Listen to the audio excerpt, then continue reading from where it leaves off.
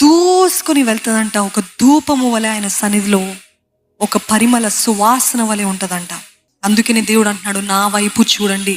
కానీ why should we look to Jesus? అసలు ఎందుకు ఆయన వైపు చూడాలి?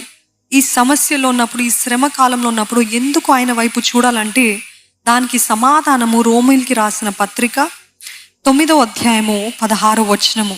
కాగా పొందగోరు వాని వలనైనను ప్రయాసపడు వాని వలనైనను కాదు గాని కరుణించు దేవుని వలననే అగును. అంటే he is the only source. ఎందుకు చూడాలంట ఆయన వైపు?